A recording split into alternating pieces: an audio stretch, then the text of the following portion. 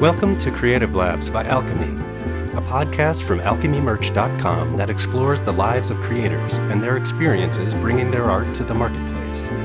Hosted by Greg Kerr.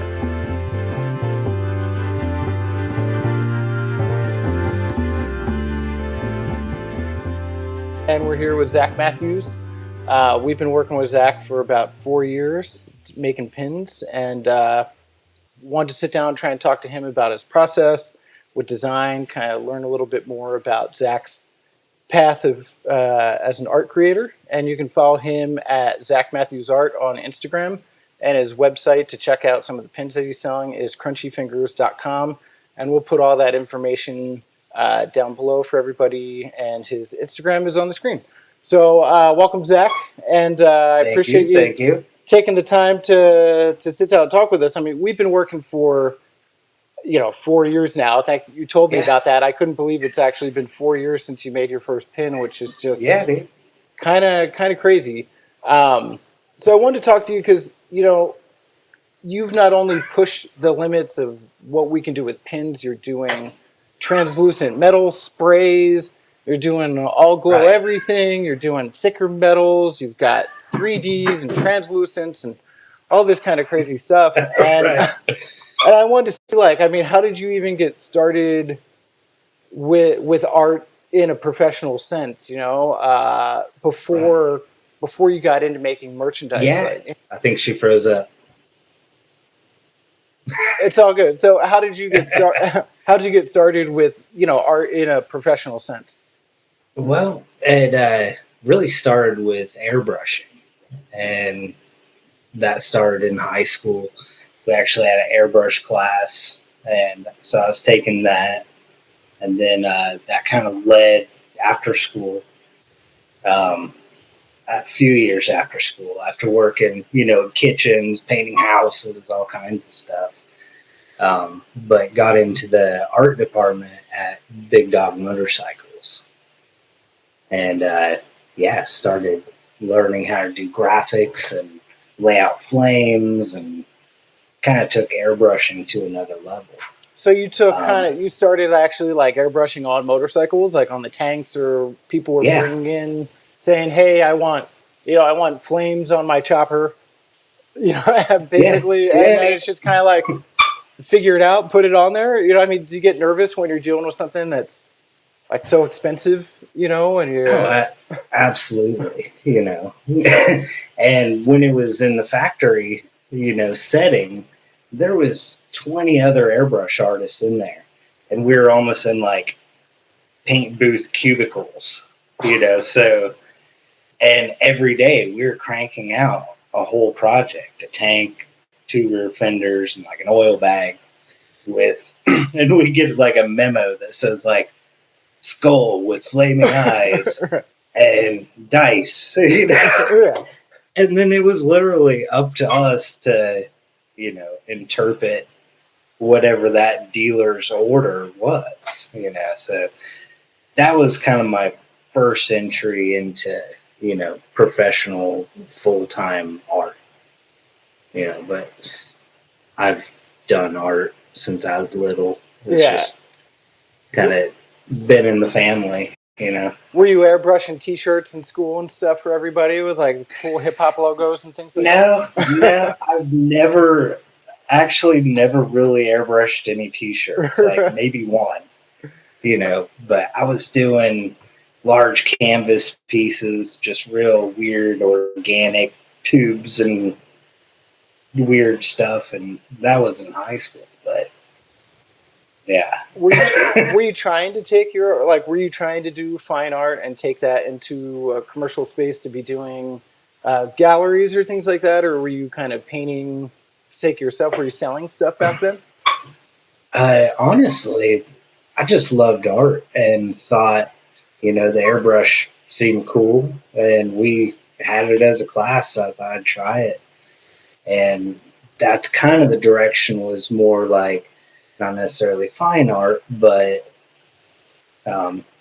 paintings that I could sell gallery style, that was kind of the goal then, and ended up in the motorcycle industry for since 2003. Do you ride a motorcycle? No. No. Hey, you never know. So what took you so you're working at a shop, you're doing tanks, you're doing parts, you're doing these custom things, people come in. And then at some point you ended up kind of starting your own shop, right? Or going out on your own. Like, what made you take the leap? Because, a lot of artists, especially you got a full-time gig, you're working, right. You're paying your bills, you're doing your thing. Like, what makes you take the leap that says, well, I'm just going to open up my shop and see what happens, because that's can be a little scary on the finances and everything, Yeah. We moved from Wichita to North Carolina, about a year and a half or so after I started at Big Dog.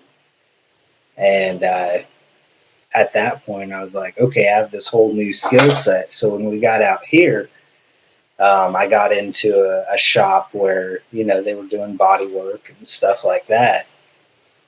And worked there for like 4 years and had an opportunity to get into a place by myself, me and Jess. And, it was pretty good for about 5 or 6 years, then it's always a roller coaster ride, Well, how did you go about getting clients? Because you just moved to a new area, were you, it was, out flyering or, it was beating down the pavement. It was before Facebook and really, we didn't even have a computer when we moved out here, so it's like using the phone book and just going and visiting all the Harley shops and any motorcycle dealerships. And, I had a photo album with pictures of, all the bikes I'd painted. And at the time I left Big Dog, I'd probably painted 60 or 70 bikes in like a year and a half, but yeah, so that it all just kind of, it's weird how stuff happens, just kind of one opportunity, led into us having our own shop, and that's when ZMCC was born. And that's probably. What's the CC stand for, by the way? Custom creations. Oh, okay. All right. So figured that could cover any sort of art stuff, whether it was bikes or sculptures or anything art related. So I've seen you shared with me some stuff. I don't remember what it was you were working on. Like, I don't know if it was like a redo or remake of like a Bob's Big Boy or like rebuilding a statue. Yeah. You do airbrushing, you do other stuff. Like, had you practiced a ton of these other mediums, or were you just like, I'll figure it out. I'll figure out if I can do this and just take on the job. And how do you gain the confidence to do something like that? Getting into the motorcycle stuff, especially, whenever we opened our first shop, just learned how to do body work and pretty much everything from raw metal, body work, base paint to artwork, clear coat, final buff. So all of those things kind of translate into, like the Big Boy statue. That was an old fiberglass statue, but yeah, we had that at the shop I'm at now. So we went from our shop out in the country where we had like our house and shop on property, and decided to, through circumstances, downsize, and teamed up with Auto Arts, a custom car shop in downtown Raleigh. And so kind of at that point, I was able just to focus on art, and like their team takes care of all the body work and all that sort of stuff. So now I'm just focusing on art there. Oh, nice. And then, I don't know where in the progression, at some point, were you, and you weren't really selling these art pieces, you were, basically getting commissioned to do this, to do the labor, to do the work, the creation based off of somebody's design. And what makes you go, I'm going to make an enamel pin? You know, like it's such kind of a random thing because you're working Right. in this space Right. doing these custom jobs. And then I remember, I still remember when you sent that over because you sent over, it was this like full size, full color robot eating a sandwich sitting on a stump, I think. It was probably like 35 colors. I don't remember. All of them. Yeah, it was every color. And I somehow convinced you to make a one color pin, I think, with no ink or one color of ink. Still not sure. Yeah. And to cut it in half. Right. But what made you go, hey, like, were you buying pins? Were you following other artists that were making pins? What got you to take that leap into that? Kind of what stemmed to it was I was just getting to the point where, after years and years of doing commission work and painting what other people imagined, and I'm interpreting it with my own imagination and just wanting to get back into just art. And so I started making some prints. Like I researched for months on how to do the best prints and all that stuff, and learning how to, scan artwork, buying a big flatbed scanner and, all this stuff, and started scanning some of my paintings and drawings, and was really like, okay, I need to have an outlet for just things I want to create. And opened an Etsy shop and had prints on there. And then through being on Etsy, I started noticing just different enamel pins that were extremely detailed. I think the first one I saw was an Adventure Time pin. And it was Jake the dog. And it was 100 tiny Jakes, making a full-size Jake the dog. And I was like, wow. If they can do that, I didn't realize that level of detail was even possible, in an enamel pin. But that's kind of, yeah. So then I started researching, how do you make a pin, and looking at all these different websites. And I finally was listening to a podcast, Adventures in Design, and my buddy Gerald had been on there and listened to his and kept listening because it was a good show. And then eventually you popped up, and I think it was for Miles to Go, and you were just starting Pin Game Strong. And so I got to your website and I was like, okay. Because in the facts page, it actually broke things down to where you could understand. It wasn't just upload a photo and we'll give you a quote sort of thing, And then I think that's when I emailed you and showed you the robot sandwich. And then I tried to crush your dreams into reducing it to something, right. I probably was like, yeah, we can do this as a full color offset, but I don't think you're going to like it. Yeah. But it's funny, you sent that one over, and, we brought it down to this kind of style, but in a weird way, I don't know, it kept it really clean, gave it a classic style as a robot. I think we did an antique silver. Yeah. I think it was black ink. I don't remember if we did a sandblasted on it. So, you get this first pin. Were you moving a lot of prints through the shop where you thought, okay, well, I'm going to toss a pin up, I'm cruising, Yeah. What do you do at that point? You just kind of start telling friends, post on Instagram? How do you figure out how to sell these things, Yeah, at that time I had an Instagram for a little while and just was sharing, art stuff, bike stuff.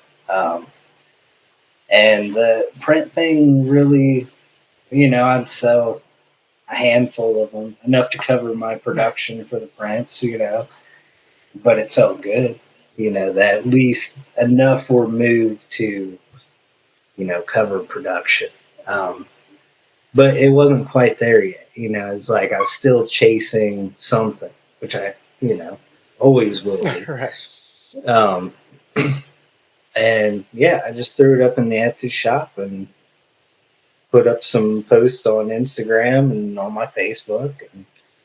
And then, I don't know, it took a little bit, but once people, started getting them, and I think at that time, like as soon as I made enough money to cover production, I was already ordering another, like brand new design, and kind of did that for a while, and now it's like the pin side of my business versus, the custom automotive stuff. The pin stuff does so amazing, Would you say that's kind of at this point that you've been selling pins at least for 4 years. At this point, has that kind of taken over as the main source of income compared to the shop? Like, how's your time split up kind of now between what was the gig and what's, and now selling your own personal custom work, Right. And that's what's insane is, the pin stuff is pretty much the bigger part of the business now. Which is good because it's brought like balance. Because with the custom automotive stuff, it's always kind of a roller coaster where you might have really awesome month, 2-3 months, but then, if someone doesn't want their bike painted, you better hope you saved. Yeah. Would you try and get in with like some of the clubs and, like without your area? Is that, you do somebody's tank and then is it kind of like spreading throughout, some of the clubs or just like what sort of, like how the it's more word of mouth, okay. Really a lot of word of mouth with the bike stuff. For a while, just being in with a lot of the dealerships too that sold motorcycles. But in the last several years, like a bunch of the bike shops have closed. Like there's still a market there, but it's not what it was 10 years ago. Yeah. Orange County Choppers isn't on TV anymore, or whatever that show Right. was. Yeah. Right. So one thing that like I give you a lot of credit for, and I think has helped, as I watch the stuff that at least we see come in, is that your art has not only, I think, a really consistent feel to it, to the design, but you also have certain themes and certain things. And even if you're doing, a guy that's meditating or a fish or whatever, it still kind of all feels like your artwork. All right. So like at what time, did you really consciously make an effort to develop a style? Like how did you start with that to kind of, were you trying to mimic other people's styles and it kept morphing, or how did you kind of get to the point that it's like I see your stuff and I know it's yours, Right. But obviously there's got to be some progression to get there. You know?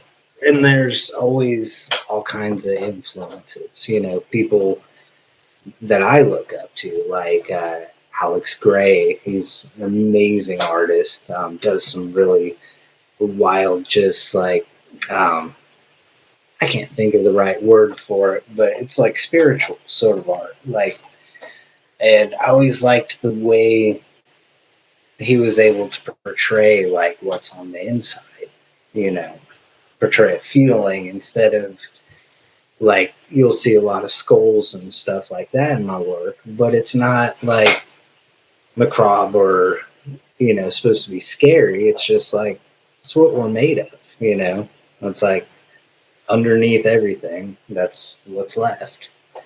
But him, H.R. Geiger, and definitely like even, modern artists that are out there, like Gerald Tidwell. He's been a huge influence and definitely helped me figure out how to jump from paper to computer, because I had no clue. So has he kind of been like your art mentor in a sense, like that for along the way? Just did you guys already know each other, or was there some sort of, you saw his art and you said, "Hey man, I really like your stuff," and you just kind of developed a friendship, or did he reach out and say, "Hey, like I want to help you along, I want to mentor you," like how did that all happen? Right. Well, I don't know if he's quite the mentor type, but whether he likes it or not, he has been. It was definitely something where I'd seen his work. He's been doing just awesome stuff. You've probably seen a ton of it that you had no idea was even his stuff. Like, it's out there so much. But yeah, I've been following his artwork, and then one day I had I had posted something up. I can't remember if it was Facebook or Instagram, and somehow he saw it and he messaged me and wanted to buy it.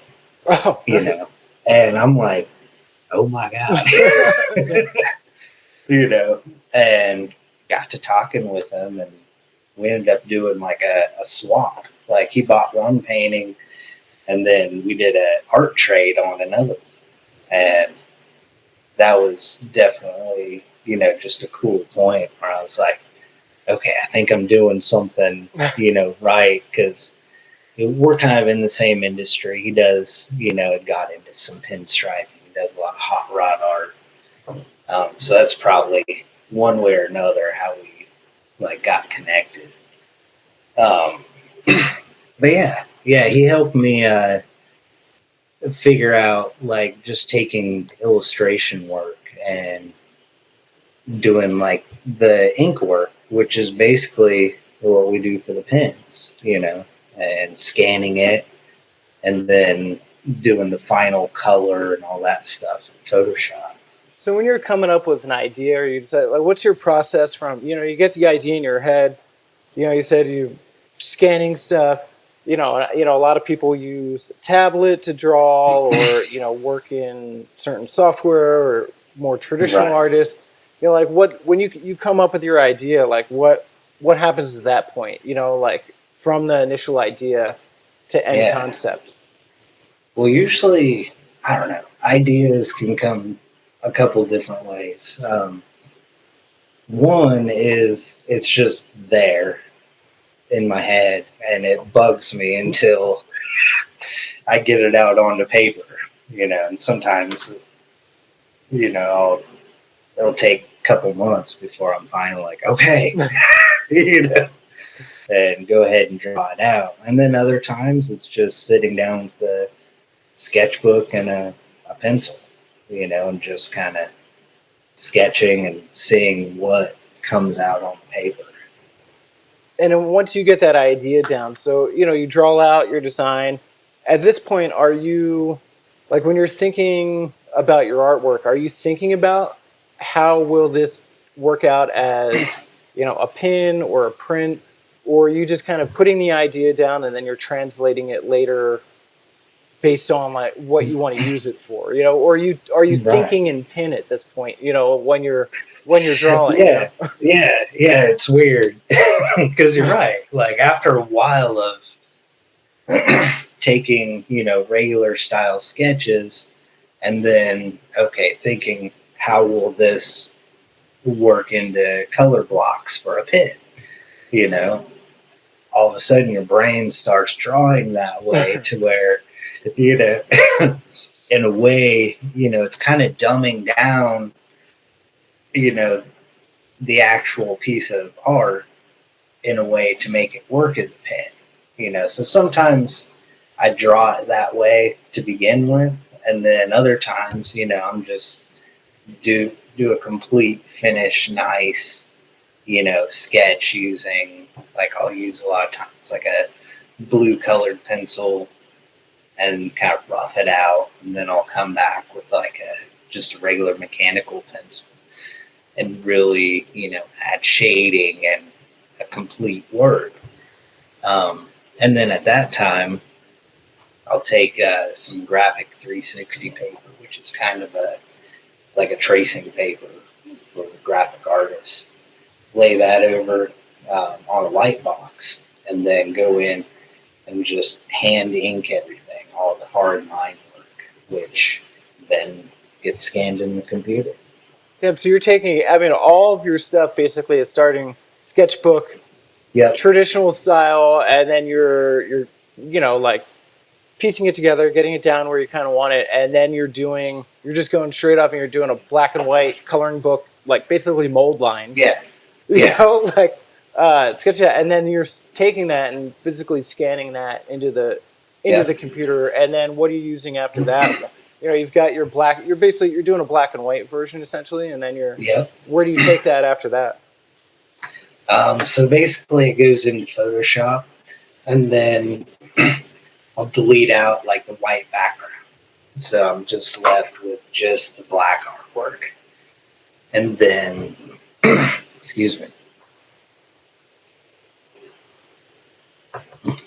From that point, come in and I can clean everything up in there. So if I need to change a line or clean a curve up or anything like that, I can just do it there easily instead of worrying too much on the original ink that it's going to work perfect, And then are you using like a tablet or something? Once you get into Photoshop, are you mousing, are you mousing around or using a tablet or? Yeah, I've got a Surface Pro, so I can draw on the screen, for simple cleanup or add a little line. But as far as drawing from scratch, I don't know if it's just the computer or me. But it's pretty difficult. Have you tried doing that, taking a design from like initial concept and then jump straight to the tablet and messed around doing that, or is everything just like traditional? I really haven't. Really? I think I'm about due for an upgrade on my computer and all that stuff, and I'll probably get something that I can draw a little better, on the screen with. But yeah, everything starts from a sketch. Wow. And so I end up with like 3 separate pieces of art, when I'm done. And have you got into selling those? Like, are you ever taking those original sketches or, because as people are getting more, I see sometimes your pins sell out. I think the last one you put up, the red translucent gold skull one, was basically gone right away. Are you getting people asking you, or are you also selling the originals sometimes? I haven't really been able to part with it. Okay. There's a weird part of me that like just enjoys have a big old school portfolio thing that I've had since high school, and it literally has like just hundreds of drawings in it. So at some point I probably will sell, some of the inks. I have gifted, to close friends and family, some of the drawings, but I really haven't been like, hey, this is, for sale. Yeah. So, and then once you get it in, you got the black and white, you clean it up a little bit in Photoshop. Yep. I see you've developed like a very certain kind of color feels with metal, picking you're always doing like a copper version, and there's probably blue. I fell in love with that copper and blue. It's like every time I'm like, I've got to have at least one. And what got you into doing, because I know within, the pin world, there's different kind of groupings, and I believe you follow a lot of the people that do like the kind of collectible pins, and they have these certain colorways, is that, because for anybody that's not familiar with the stuff, I mean, you number everything. At this point, it's like all glow, everything.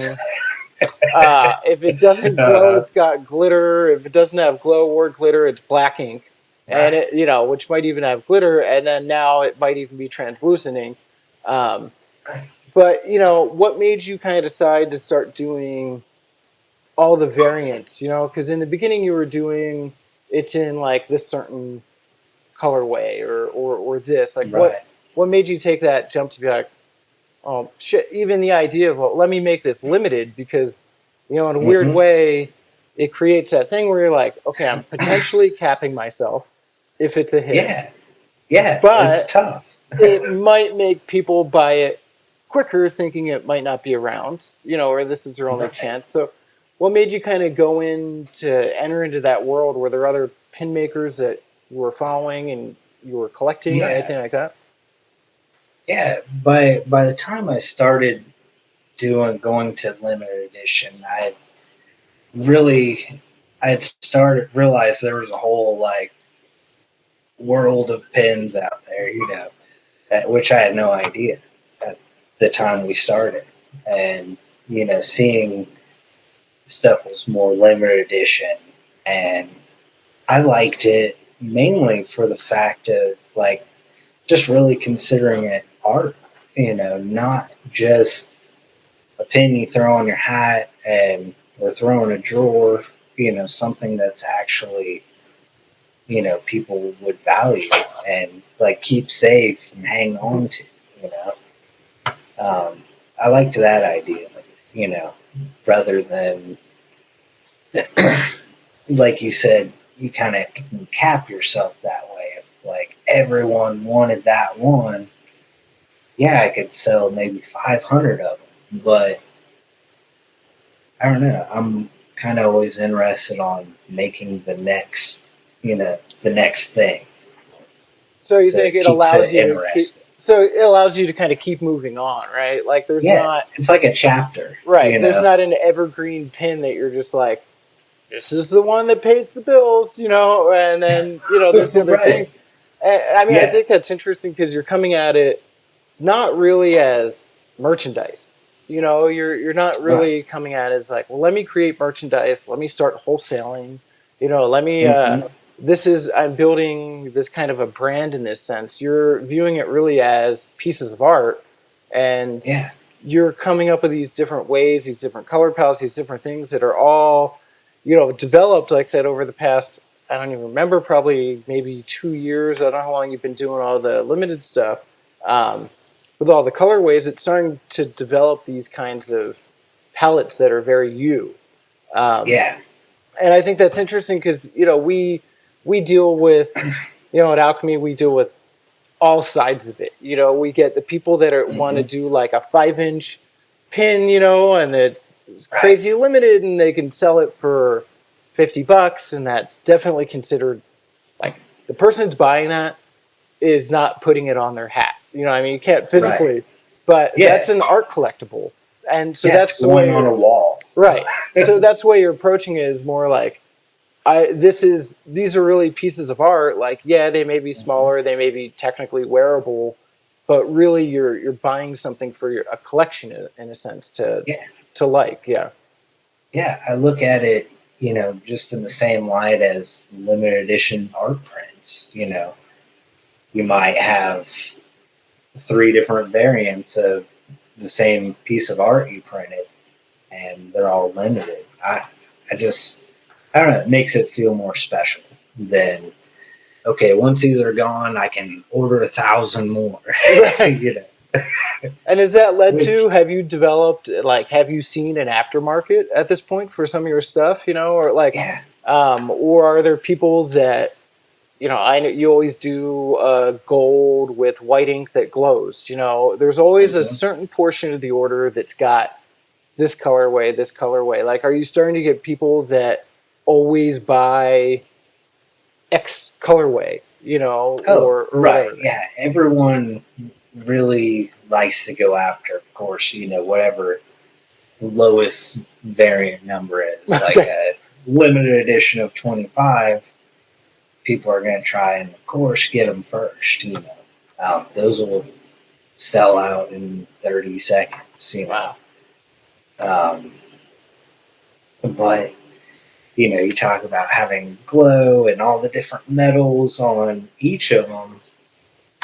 I always try and make it a hard decision, like to choose your favorite. So each one, even if it's a LE25 or edition of 100, like the edition of 100, I want that to be the most awesome one. Right. So whichever one you get, you're not getting, oh, I got the brown one. I got stuck with the brown one. Yeah. Yeah,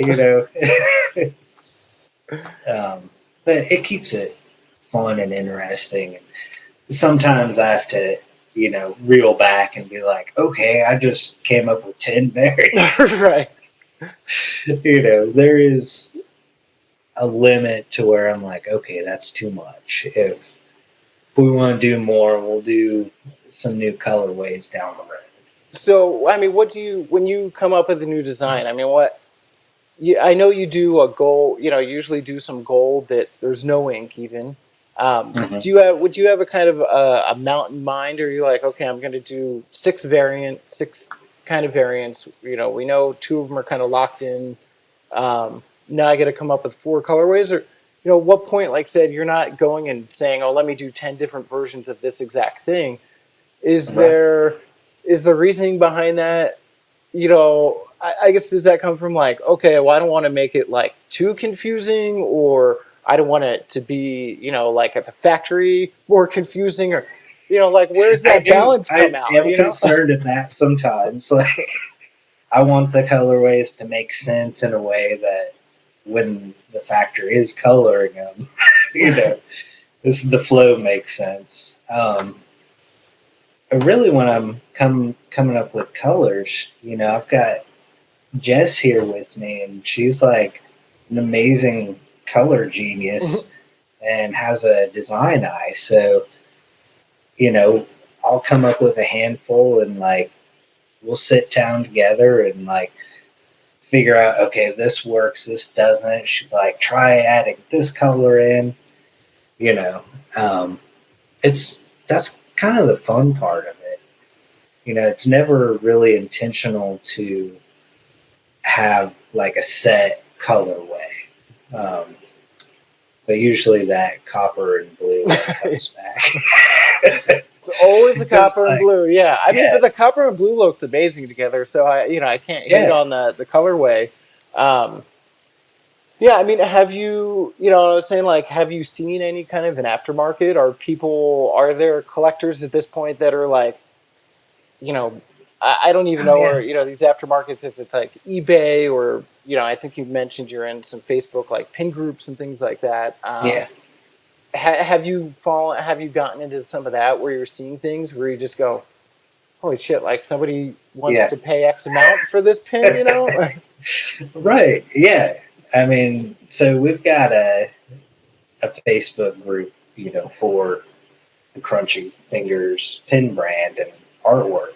And it's Crunchy Fingers Pins and Art by Zach Matthews and Jessica Smith. And it's kind of a place where people can come for information, peeks at, what we're working on. And then they're also able to buy, sell, and trade with each other. So it's kind of a upfront view to see that aftermarket. And it's wild. Like, at first, when I first saw it, I was like, oh my God, like, they're crazy. They're selling, $20 pin for $100, But the more I understood, how people love collecting and people who are, really passionate about it, and that really was a driving force where, the more excited everyone got about one thing, the more they were excited about the next thing, so it all works out. So what made you decide to start, your own private kind of Facebook group, that is basically people come there just to talk about your stuff, to collect and trade and do all that? Yeah. Did you just say, like, well, screw it, I'm going to start this thing and hopefully some people come over? Or did some other artist friends say, like, hey, who do the kind of, that are in the kind of a similar field that with the collectible Yeah. pins? Do they say, oh, dude, you really need to be like making this group that these people can chat with each other? Like, how do you decide that you're going to jump on that? And yeah, it was kind of like what you were saying. Just enough people were like, you really need to have a group for these. You know, I had a business page for it, and that was about it. You know, I'd put drop information and where the website was. Right. And I didn't at first really understand like the importance or the value of having, you know, a group around Crunchy Fingers, you know. But it's become, you know, kind of a little community of people that, you know, are excited and collect the pins, and, you know, and for the most part, it's a lot of cool, good-hearted people. You know, so it's turned out to be positive. Because I'd seen other groups where people are ruthless and crazy, and I'm like, I don't know, like if I want to be involved. And so that's where like you guys, like, people will come in there and you guys will do the sneak peeks in there and stuff. So do you feel, like I said, with building a community, have you felt like since you've decided to do the group that is kind of, in a sense, like helped to build everything on top of each other, you know? I believe so, man. We've got somebody's asking, you know, how did you build the community that follows you? You know, like how do you even get to the point that you've got this community, you know, that is coming there? Right. Well, at the point we started it, there was already like a lot of collecting. So they were buying and selling. Like there's other like pin groups on Facebook that are just for all pins, you know, so people were already kind of buying and selling with each other there. With your stuff? With my stuff. Okay. Yeah. Yeah. And just the following we had built on Instagram, you know, kind of all that together, just started it and grew it organically. You know, we didn't do a lot of like, we do a lot of giveaways, but you'll see sometimes where it's like, we'll do a giveaway, and to enter, you've got to tag all these people and do all this stuff to get other people into the group. And we just really wanted people to be there that wanted to be there. So just we let it grow organically over, I think after about a year, there was like 1,500 people in there. Holy shit, there's 1,500 people in just like your Facebook group of people there. Wow, damn. All right. And then it's been, I want to say, almost 2 years now. And there's like 2,700 people. Wow. It's crazy. And you're doing things to actively nurture this community. You know, like, right. Like I said, it started, you're going, oh, hey, I'm seeing people kind of trading or talking about getting involved in this with my stuff. I need to build this own community. But I mean, how often are you in there? Are you kind of responding to people? Or people asking questions? You know, is it kind of a place where they're able to also, you know, get to know you a little bit better? You know, get to know more about the brand. It's kind of, because really it's building the brand more. It's kind of supporting those things. And so are you in there kind of actively commenting on everything and trying to, like I said, tease and do things to help really continue to grow that? Yeah.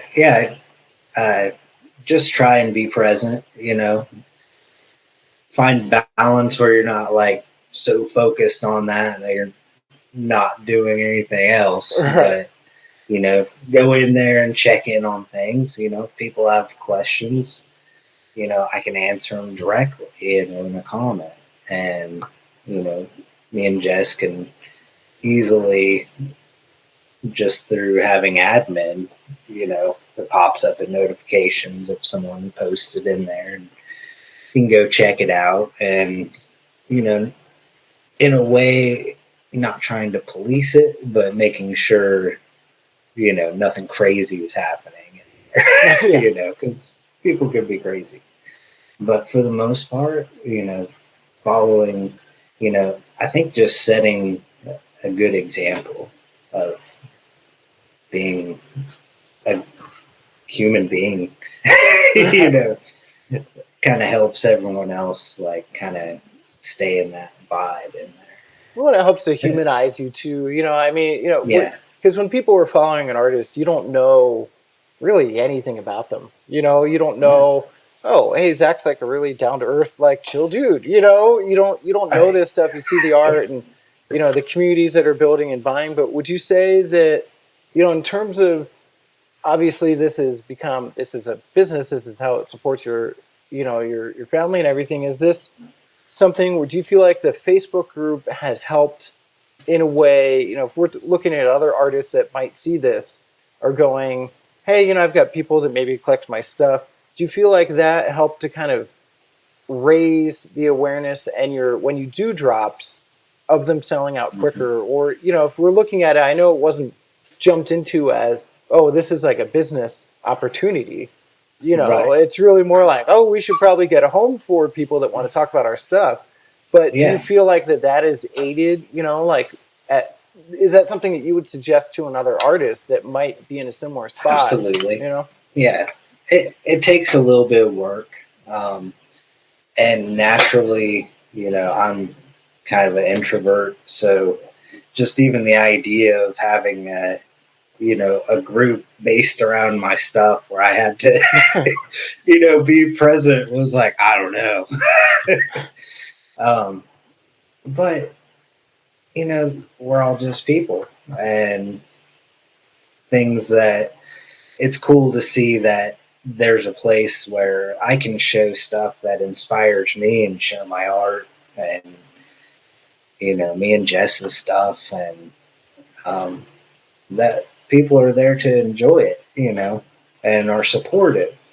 It's kind of helps, if you're having a day where you just aren't feeling it, and then you see someone pop in there and they make a post with, oh my God, this is the most amazing pen, and it just kind of is like, okay. Life's not that bad. This. Yeah. It'll be all right. And I don't know if you're still doing, I'm fortunate enough, I've seen a couple of your just complete customs. I don't know if you're doing that much, but like I said, sometimes you do these ones within a run that'll be gold. There's no ink, and you have the skill set and the tools as well to do these custom pieces.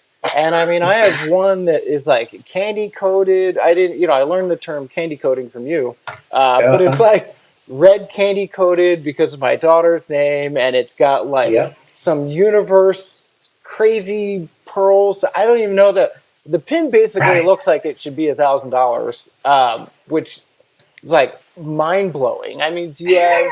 I don't know. I know you said you've done some of those too as like giveaways. Are you still doing much of that? 'Cause that's like a very unique skill set that you have. Like if you gave me a bunch of paint and some stuff and said, hey, color this pin and make it look interesting, it would look like total crap, Right. So is that something, that you still kind of take advantage of? Or I don't want to say take advantage, but like it's, talk about a piece of art. Like you literally make them into a one-off. A one-off, yep. What do you do with those? Because, how do you value that? I don't know how many hours you put into one of those, but if you look at it and go, no matter what I charge, it's always undercharged. I end up having way too many hours, and then I'll put a price with it, and I'll still be like, oh my God, that's a lot of money. Right. But I'm like, okay, but it's fair. Yeah, you're like, all right, I made $5 an hour. Whoever gets it, if they really want it, that's a fair price. Yeah, I still have mine. It's hands down like the most insane pin. It's so clearly a piece of art, not the factory, obviously, and you've been doing stuff so long, and even when I went over to visit the factory, you gave me one to give to them. And and they still have it, and it's definitely helped out. They definitely know who you are. But can you do this? Yeah. Hey, do you think you guys can do this to a run? Like, you crush some real opals and I think you told me you were like, this one actually, I don't think I could price because I would feel too bad about it. Because like, I think there was like real opal. It was just it was totally ridiculous. I mean that's like one side of it that I think too. I know maybe time-wise or things, it might be harder to get those out, but when I see those or when those pop up, that is like such a unique ability that you have over a lot of these artists that are in the game that are making pins, and how do you, because you produce so much stuff at this point. I think you said what, like 50 designs at this point of roughly somewhere in there. I was looking at the different cards, the backing cards, and I counted up that I had was roughly about 50 different ones, and there's several before I was doing fancy backing card or collector's cards with them. But yeah, definitely the custom pieces. I think that drives people to us as well. Just making those unique pieces was, I don't know, people didn't know what to think of it, with like the candy stuff. And it just was kind of like, I think started doing it with the first katana pins. I had a bunch of antique silver ones and had some candy from a bike motorcycle project. And was like, well, I've got a few of these sitting around that hadn't sold yet. Just started painting them. And like, even at that point, I had no idea like that was a thing, but apparently like there's a whole subset of groups dedicated just to, they call pin modding. So they'll take commissions where people will send them their pins and have them painted a certain way. Oh, that's crazy. Yeah. Yeah, I mean, it's so wild to me. When we started making pins, I even the way kind of got involved in this was like I was making pins for my own brand, and it was definitely not doing it as an art thing. It was like a supportive piece of merchandise, and it's so wild to see how much the pin community has changed and how much people are pushing it. I mean, like what made you decide, like, you know what, I'm gonna make this, all 9 colors are gonna glow, like. Well, that's back to, if you're gonna make them each awesome, Right. Because I don't want to have just one that's like, okay, that one's really cool, and then have all these other variants and they're like, eh.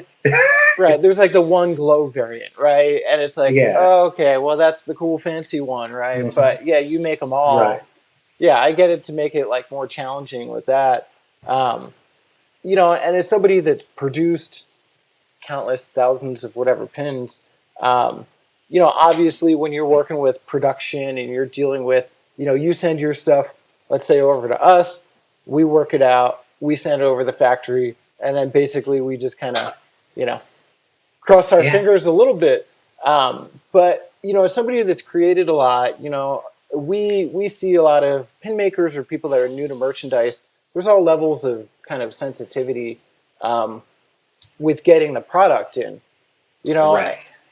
Like when you're doing all this stuff and you're pushing it and you get the pins in, like I know personally you're relatively more relaxed about how stuff comes in, the handmade side of it.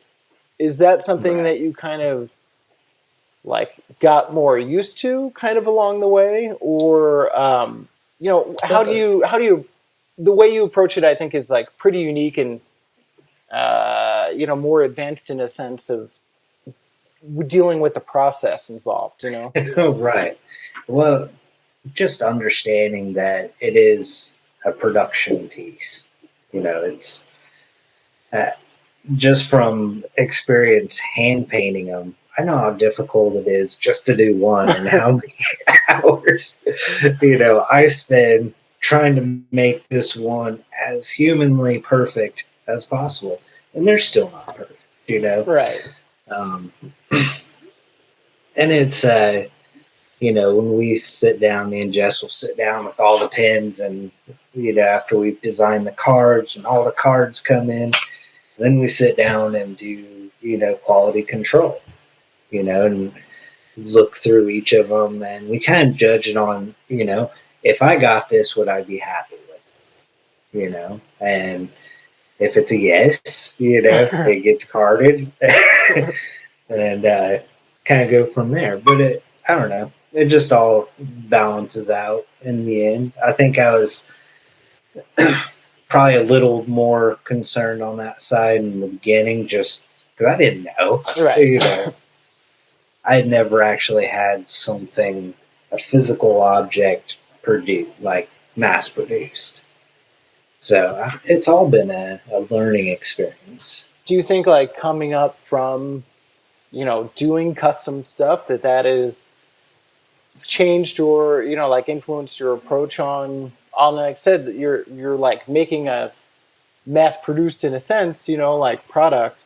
Do you feel like that's like influenced your take on this stuff? Like I said, you're doing one pin, you're painting it, you're going, holy shit, like this is crazy, right? I feel for the artisan, and I call them that, the artisans, skilled workers that are hand coloring things, because ours are so complicated, they're not able to throw them in the machine where the computer inks up. Right. They're still one by one, hand colored, hand cleaned, and it blows my mind. Yeah, so I definitely have some compassion for the work they do, and that we're all human.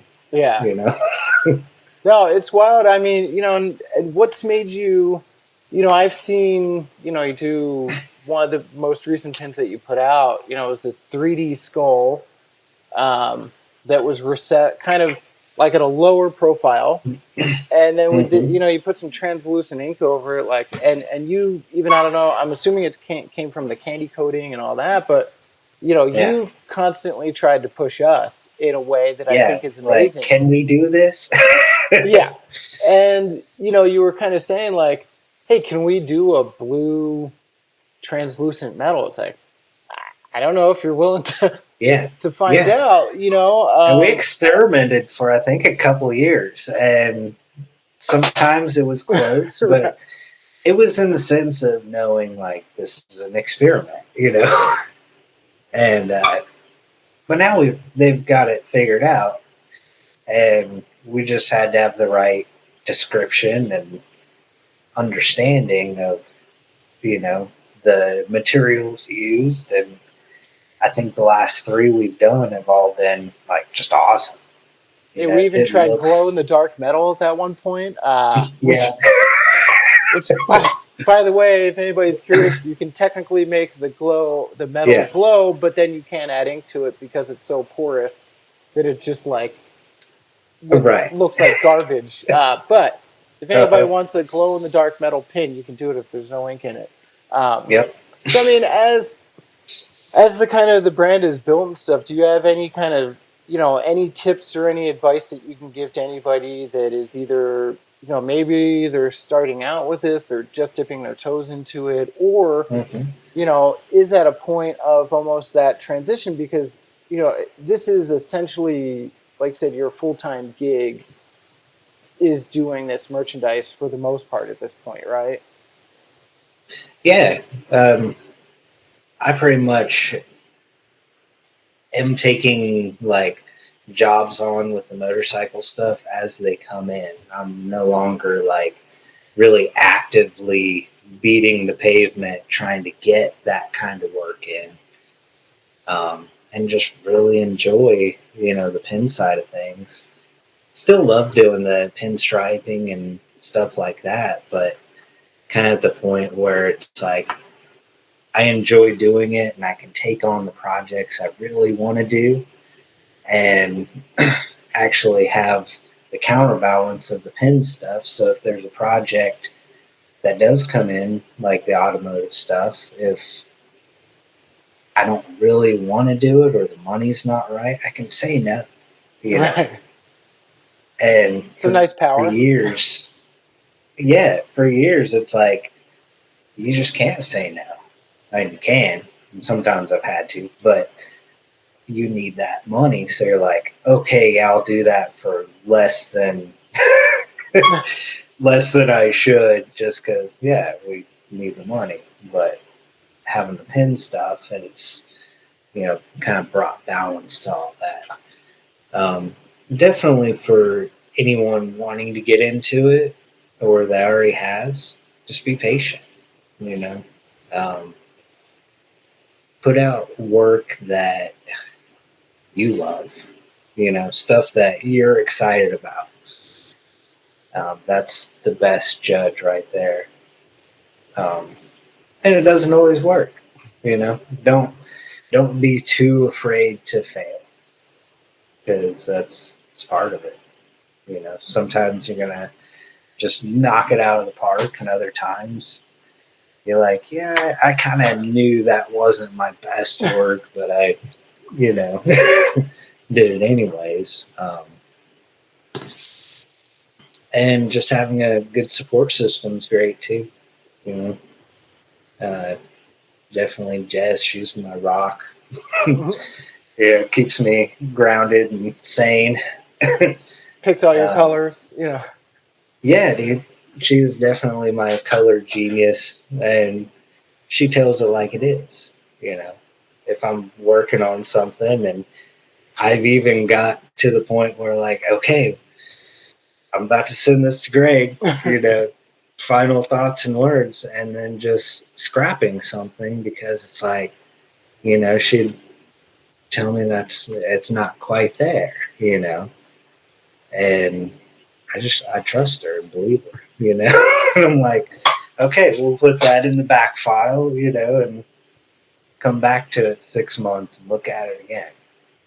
Did you ever try, like in the beginning parts of it, did you ever try, I don't want to say like chasing a trend or chasing a sale? Like I said, when I see your stuff, it reads very much you, and I've gotten so used to your artwork, and like I said, it can be all over the place. It always kind of floats around this certain vibe to it, but like a dream estate. Yeah, kind of, I'm like, but right. It's like, when you're coming up with the designs, are you thinking like I said, you do stuff that you think is cool, that you like, that you love, or you feel is good work, but has that changed at all from in the beginning? Did you ever try and be like, what's going to sell a samurai sword? Like how much does that influence, or has that changed for you from when you're kind of starting out to how you're doing things now when you're coming up and deciding things? I mean, that's always a pitfall, It's like you can have an idea of something like, oh yeah, that's gonna sell, but I don't know. We're doing this stuff, primarily stuff that we feel good about, and it doesn't always mean like, oh yeah, everyone's gonna, want to buy that, because it's pop culture, or, there's tons of people, that focus solely on pop culture, horror movies, stuff where there's already, a following. There's times, where you're like trying to think of something that will work good. But usually those aren't the best ideas. I don't know.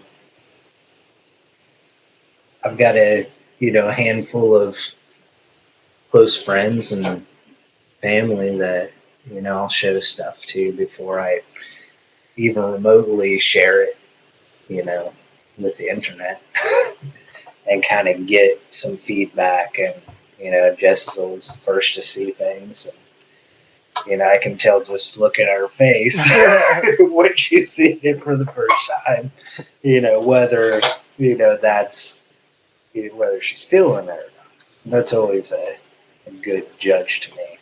No. Usually if she's like, oh shit, like whenever we got the first speaker pens, the 3D skull ones, when she saw those first, she was like, oh my God, like that's really cool. And then I felt like everything was going to be just fine, you know? Yeah. No, it's good to have that person that's in your life that'll tell you if something sucks, you know, Yeah. at the same point, because, I mean, same thing, you know, with my wife, Vicky, will, you know, when I come up with her with ideas about stuff, you know, even like with the business or different things like that, you know, I'm like, hey, what do you think about this? And yeah, instantly it's like, I don't even sometimes need to see the look. You know, you can just get the feel of it and you're like, okay, that was a really bad, maybe that's a dumb idea. Yeah, tossing that one out. But it's good because I try, you know, it's good to have that person that you can bounce things off of, whether that's like another artist or, you know, a partner or whatever it is, somebody that it will tell, you know, will say it like it is and be like, don't do that. Don't, you know, or it's just not there yet. Or it's so important. Yeah. You know, and sometimes, you know, it's like in that moment, you might be like, oh man, you know, I just spent a lot of time, you know, but over time and trust, you know, with that individual, you know, especially Jess, a couple of my old school friends, you know, they're just going to be brutally honest, you know, and any artist, you know, having a truly honest critique of your work is terrifying, but it helps you grow. You know, if everyone sat there and just was like, oh, you're wonderful, this looks so good, you know, you're never going to like push yourself to make the next one better. Yeah, you know? Yeah. I don't know. We do have some people watching. I don't know if anybody has any questions for Zach that I could ask him, you know, about art, or if there's like about process or anything like that. That you're just curious to know about his work. Because I mean, so what's next? You know, you're doing pins now. Are you going to try and kind of like stay in the pins, or I know you talked about you did prints before. Are you looking to kind of expand into other stuff? Like what's next for Zach Matthews?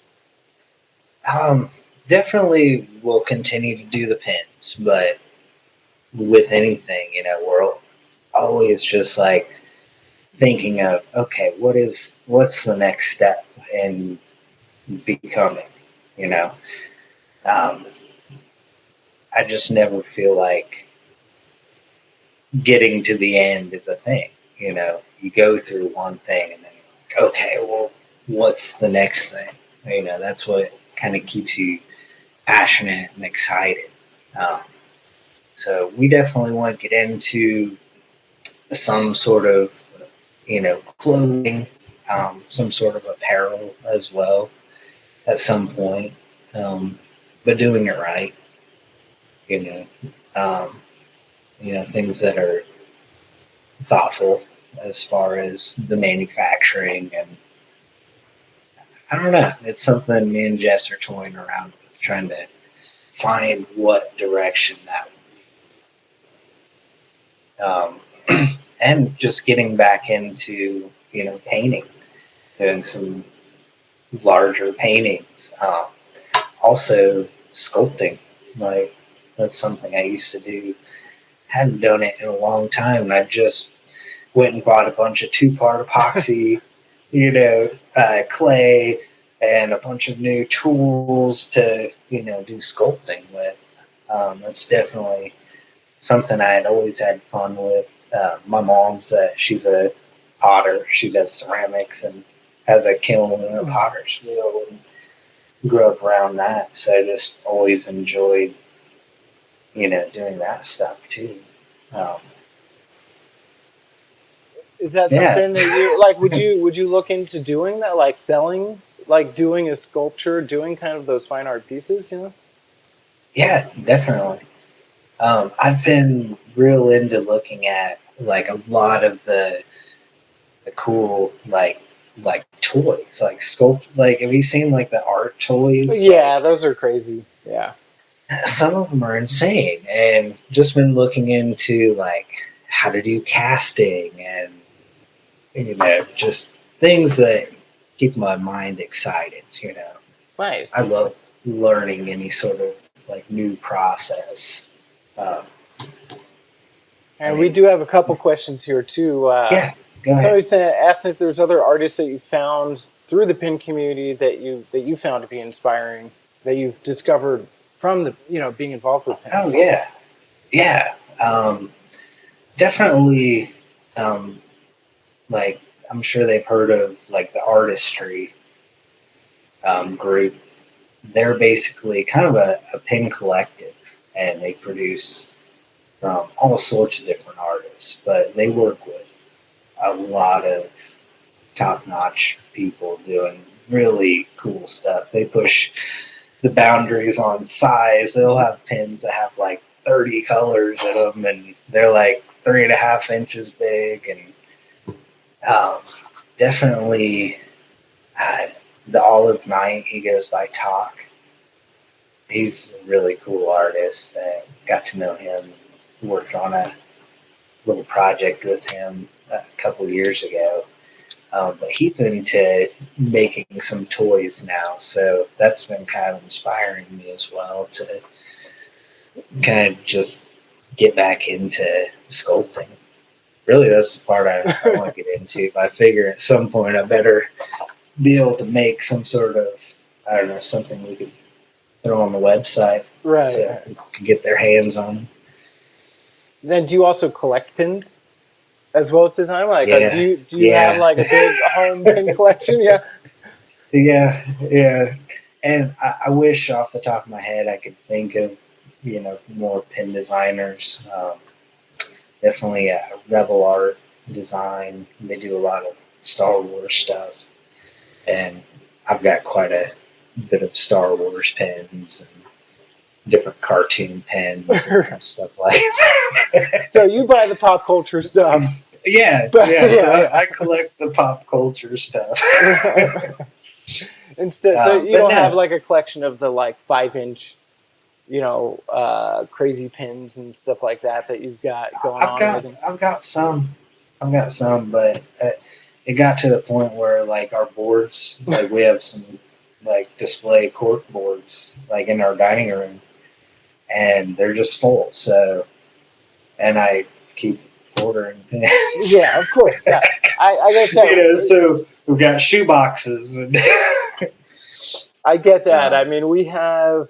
Oh, geez, I don't even know. There's so many pins here that, like, I was saying, at least once my daughter goes to school, she's gonna have like hands down the best pin collection. In all of kindergarten or whatever. Like, those kids are gonna be totally jealous of all of her rad pins.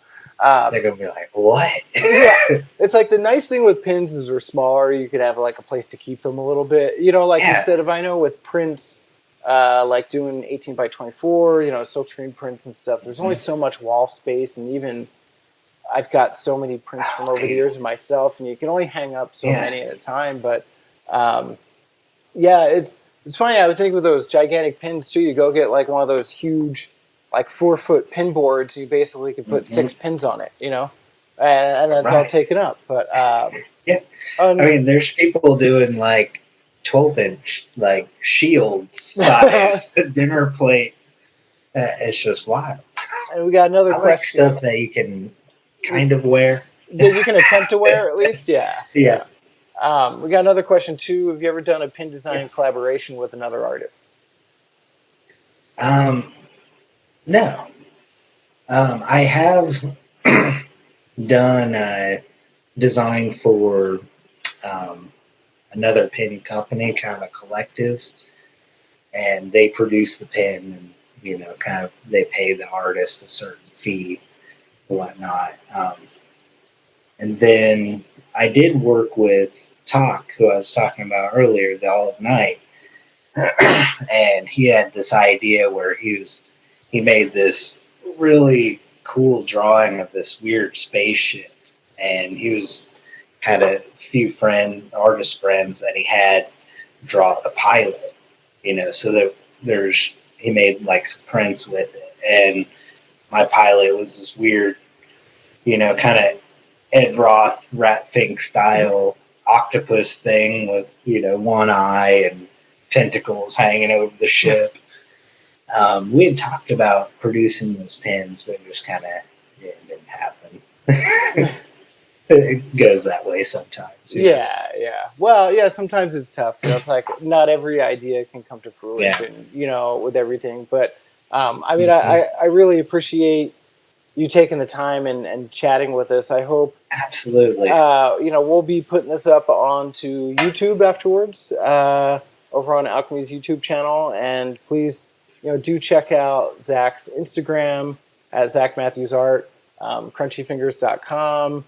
And, definitely check out too the Facebook group. And we do have one last question, which I think will be a good one, which is, what's your favorite pin that you've made? And we can end on that one. It would probably have to be my anatomy pin. Okay. All right. It's kind of that profile shot with the open brain. Yeah. It just came out really clean, and it's one I still go back and I'll look at like, that one's just cool.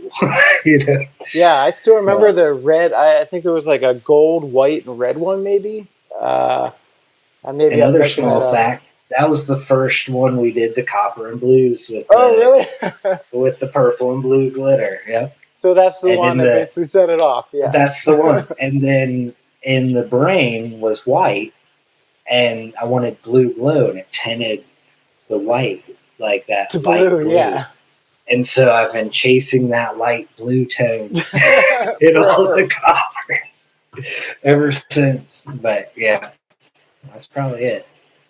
That and Robot Sandwich. The Robot Sandwich, of course. Yeah, the very first one. Well, Zach, I really appreciate you taking the time and also willing to be the guinea pig on our first attempt at doing one of these things. And I appreciate everybody that has hung out to watch this live and everything. And I hope you have a good rest of the night. And I appreciate you hanging out. Absolutely, man. Have a good night, dude. All right, later, you too. All right, later. Bye.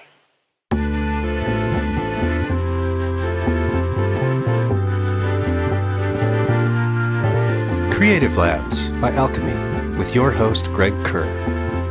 Are you interested in making enamel pins, washi tape, patches, acrylic keychains, and more? Get in touch and create with us at alchemymerch.com.